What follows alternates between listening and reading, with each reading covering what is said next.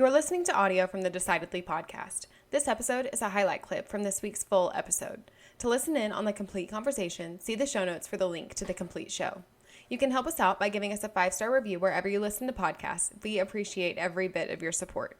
Please note that this week's episode includes topics of a sensitive nature. If you or someone you love is experiencing thoughts of suicide, please seek help. You can do so by calling 1-800-273-8255 or texting HOME to 741-741. Both are available 24 hours a day, free, confidential, and will connect you to a trained counselor in your area. I'm Morgan, your producer. This is Decidedly.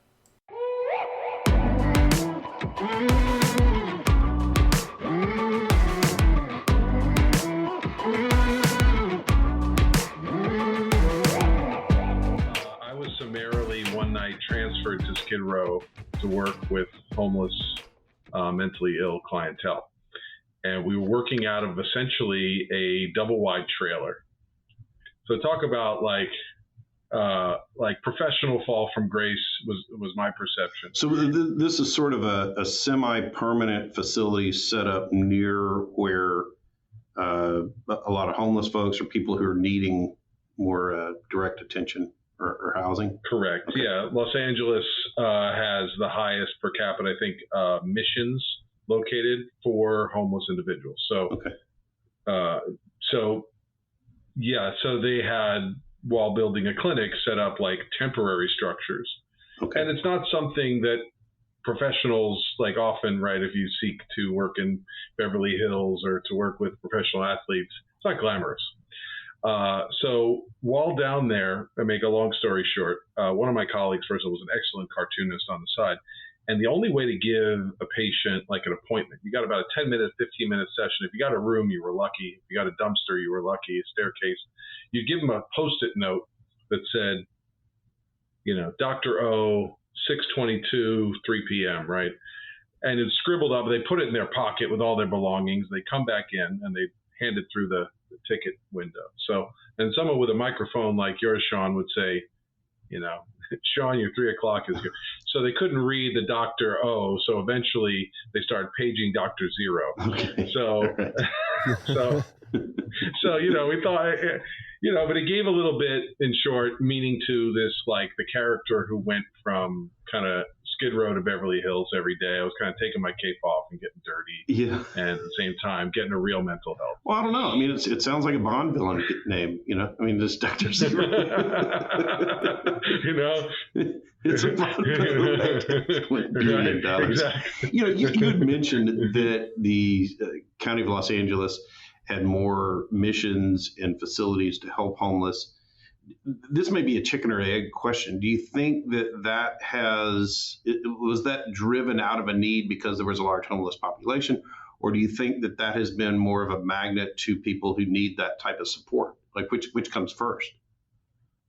It's a great question, and I couldn't help, as being someone in this job, to be asking myself every day. I mean, you go to like some of these great facilities in Santa Monica, and you see people who come in. You look at their driver's license from middle of the country, and you say, they were resourceful enough to get on a Greyhound bus, and whether it be the weather, the quality of life if you're without a home, and the amount of services that you could get. So it is hard to know which is first. Probably quality of life in some way, because I think it's really hard to accept help if you are homeless and mentally ill. It may be really hard to trust, depending on the level of trauma you've been through. So the net result right now is that now they're integrating, right? There were the missions to house people, but there wasn't the treatment, or you'd have the mental health without the physical health. So now the integration seems to be kind of reaching a critical mass. But it's a really good question. One of the things we want to do on this podcast is to really highlight different talent and individuals with interesting backgrounds that can draw on that wisdom to look to help with decision-making frameworks for people as they come into those decisions in their lives. When you think about the work that you do as a clinical psychologist, and particularly interacting with people who need that type of support, what decisions are they having to make in their everyday lives that we probably wouldn't know about? I don't know if there's a catch-all for every individual, because all of us have challenges we face and have unique backgrounds that we come from that make those decisions uniquely challenging. So part of it is examining why that decision making may be tough, and helping individuals separate out the different parts of themselves that may be competing or causing them to make certain decisions, which may be serving them in a certain way, but not in the way that they ultimately wish to grow, right? So you may have clients, you gentlemen are in the financial world, that are great savers. They're great at holding on to things. They're great at protecting, but then you talk to them about investment and risk, and their eyes start to gloss over. And that can be based on, that can be cultural, that can be intergenerational. It can be, really keyed into fear around money or scarcity. So helping to break those patterns. First, it's, they're coming, I assume there's hit an obstacle or a wall where this no longer is working for them, or it's causing a conflict in a relationship, and where it's causing them some distress, right? The level where they reach out is usually a level where it's been brought up, or it's come up enough times where it's like, maybe now's the time that I see I need some support to break through this and make better decisions or different decisions. Do you see their situation as a result of a history of poor decision making, or these folks that have really fallen into unfortunate circumstances through no fault of their own, that just need help with better decision making frameworks? It depends. I'm picturing two different kinds of individuals. You have the gentleman who's on Skid Row or who's been to a forensic psychiatric institute, and you look at some of the crimes they've committed.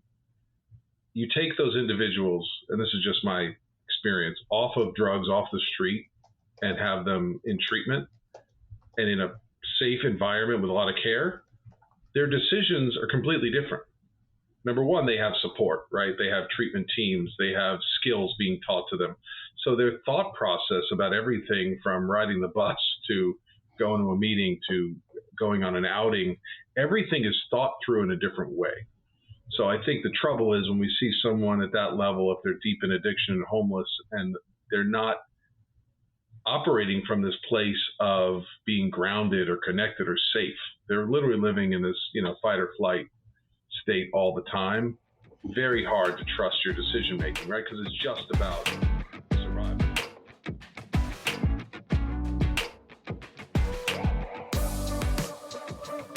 It can seem a lot of times like the purpose of life is to suffer, and someone who is suffering is, you ask them what the point of life is, and they're going to very quickly tell you they know the meaning of life. Right. And just my experience working with more and more men, it becomes almost a badge of honor. We take it on, depending, and there may be, women out there that do this too, but the tendency to take it on, to internalize it and just carry it. Well, that's my job. I carry the weight. Yeah. I carry the burdens of my father. I carry the burdens of my culture, and I'm supposed to just hold it. And we think, well, I'm just going to keep carrying on in the face of it. But our bodies feel that pain. Our emotions feel that pain. And trying to pretend that we're not feeling it, beings is, I think, where a lot more suffering occurs.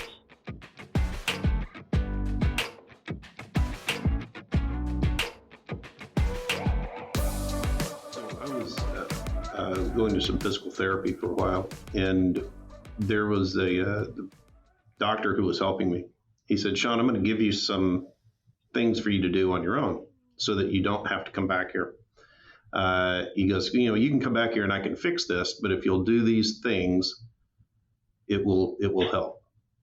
And my guess is that when you engage with somebody who's needing that sort of professional help, they've already reached a point where they recognize the help. There are things that you're helping them recognize that help them make an appropriate decision for themselves. Are there things that you share with them that say, "Hey, keep this one in your back pocket. Keep this one in mind. This can be helpful for recognition that you're moving into a phase that might be unhealthy"? and this is something you can do. Is there something you did like that?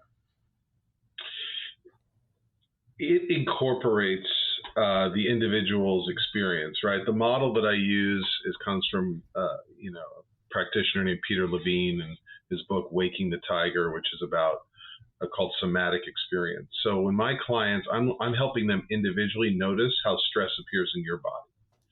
So if for my client, they're getting triggered in a certain way, I want to help them realize what do they need to do to reset their body, what things can help them step away, notice when stress is coming on, notice when they're feeling big things.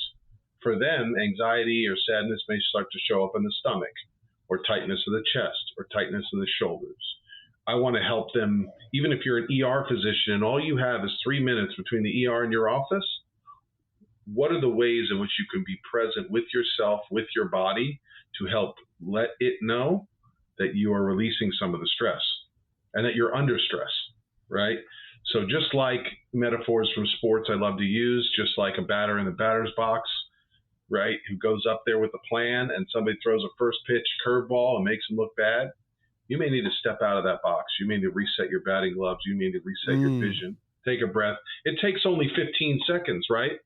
But inside, internally, it feels like an eternity of just giving yourself permission, like you said, reset the thought process. What's my decision tree? Bring in the breath. Now, this sounds simplistic, but to incorporate these three things in real time takes practice. So ideally, I love it when a client says to me, hey, I've been using what we worked on, right? I was in this meeting, I was with the same, coworker or with my spouse, and the same thing came up. And I was able to make a different decision because I was able to be there for me first. I was able to tune in, and therefore I was able to be present in a less reactive way or less triggered way. And, I love it when clients say to me that they don't need me anymore at that stage, right? The idea is not to create a dependency, like you said, on the physical therapist, great as it is, we give you the massage and everything. It's like, right, if I know the tools to take care of my body every day at whatever stage to heal, to feel good. That's really powerful. I've been fired from a few therapists myself, and it doesn't ever feel good. I'm like, oh, come on, man. I'm not like a black belt at this yet. Like, I gotta, but I'll go to this therapist. I'm like, I gotta work on this thing. And then, sure, a few months later, alrighty. So, you've been coming every week. Maybe monthly, maybe actually, you're good, Wait, is that getting fired from the therapist, or is that graduating through and working through an issue? I take offense to it. Yeah, no, I did. That's happened. It's happened more than once. I'm just so aware, I've just mastered the art. There's really no more self-improvement left for me. Yeah, which is a brag, and also you're like, oh, you're all good. You don't need to come here anymore for this sort of help. It's a brag and also a severe letdown for you, because you just gotta recognize that this is as good as we're gonna get.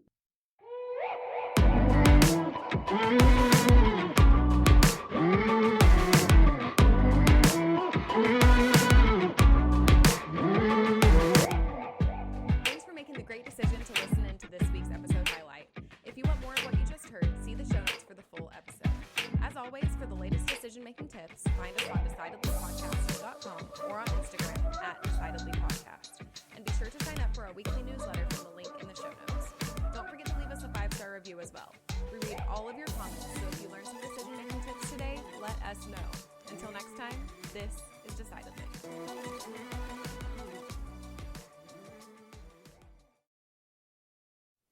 Insights, advice, and comments provided by Sean Smith, Sanger Smith, and speakers identified as part of the Decidedly podcast should not be considered recommendations. Speakers who are not identified as members of Decidedly are expressing their own opinion, and their statements should not be construed as reflecting the views of the Decidedly team. This podcast is produced solely for informational purposes, not personalized advice.